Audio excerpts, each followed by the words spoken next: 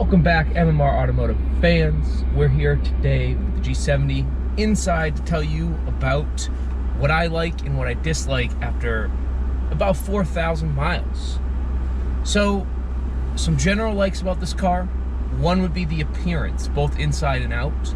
I think this car has a very subtle but luxurious look to it. It's not something everyone knows when they see it, but I think overall it's got a great presence on the road. Moving on, the comfort and refinement of this car is spectacular, especially for this price point here at, starting price of $42,000. There's nothing really better that does how refined this car is on the road, driving in comfort, just cruising. It's so quiet. The suspension is not overly damped.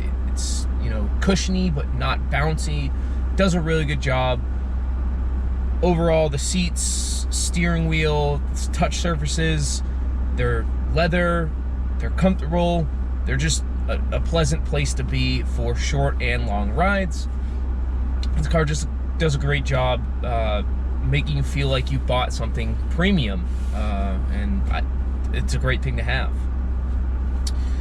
The equipment in this car, both some of the options and some of the standard equipment, which I have a video on what's what. But for instance, the adaptive cruise control and the active lane keep is standard in all of Hyundai and Genesis products, and it does a pretty good job, and it's just really nice that it's standard.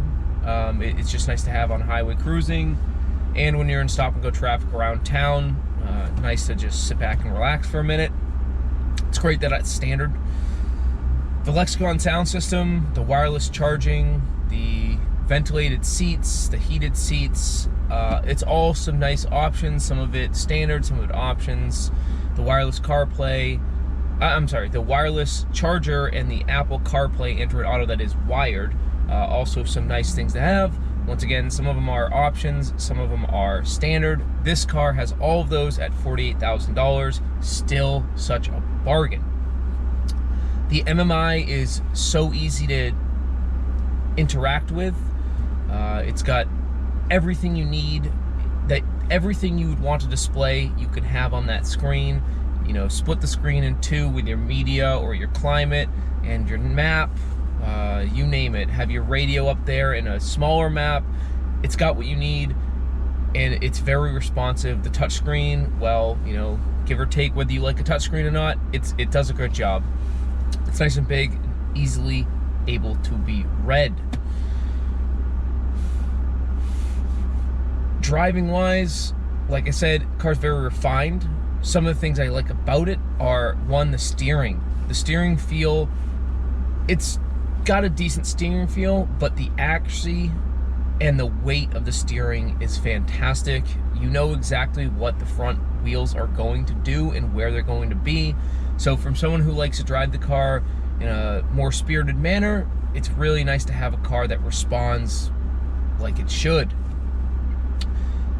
It's 2022, everything's gone to the electric rack, or almost everything, and the numbness that you get, yeah, it's present. This car does a decent job, but like everything nowadays, the steering feel is, pretty numb. Power in this car. This V6 turbo is pretty quick. It's got a nice wide power band, and you can have fun when you want to, but throw it in comfort mode, and it's plenty of power to kick around town, get on the highway while being still comfortable. And anyone can drive this car. Even in the rear-wheel drive spec that I have, it's still very drivable for any level of driving. Those standard people, you know who you are. You have someone that is terrible at driving, you can stick them in this and make sure they're in comfort mode. They'll have no problem driving this car. But brings me to some things I don't like about this car. If you have someone who is not so good at driving, you throw them in comfort mode and let them be. You have someone who's more enthusiast, like myself. I like to have some custom driving modes that I can quickly switch to, and that's where I think this car could have some room for improvement.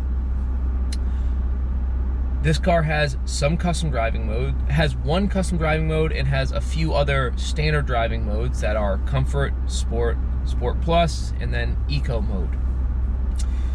Powertrain and steering are your only customization there. So if you want to go in your custom mode, you get to choose the powertrain, which is the exhaust, the throttle response. It's all in one. And then you change the steering feel or weight. It's essentially just an artificial weight. That's it. So if you want the exhaust note while not having the sensitive throttle response, you can't have it.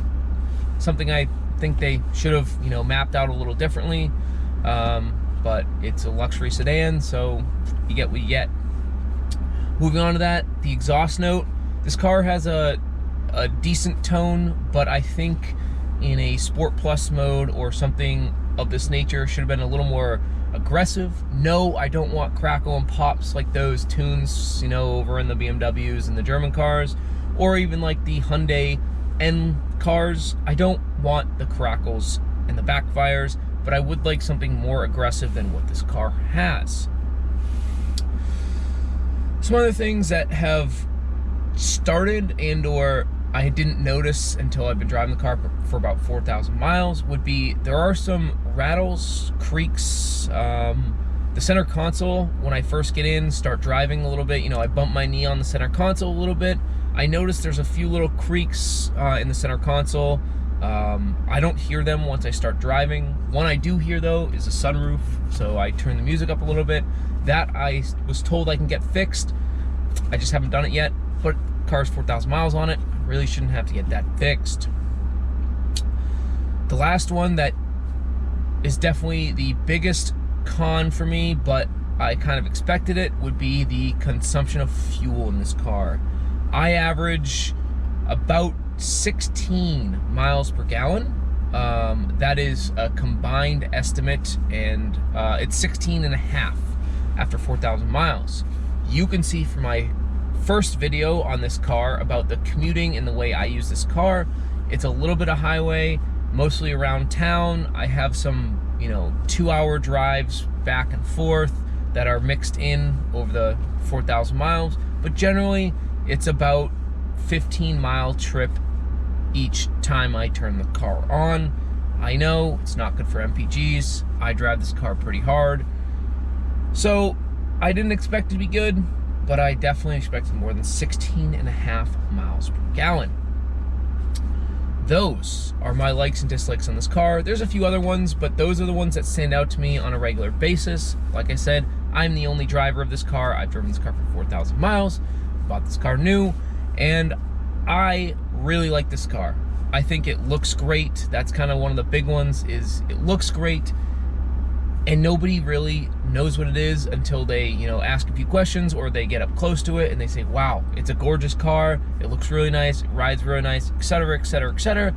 What is it? Yeah, well, it's a Genesis, it's a Hyundai product, and, it's luxury on a budget. Big, big plus there.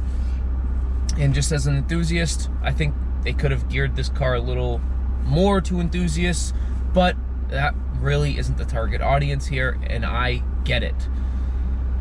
So I encourage you to test drive one. I think the average buyer, and even more than the average buyer, is going to really like this car.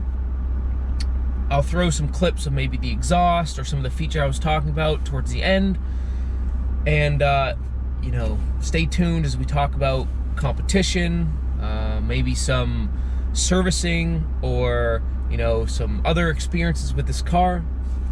I'm John, I'm your host. Thanks for watching, MMR Automotive fans, and I'll catch you guys next time.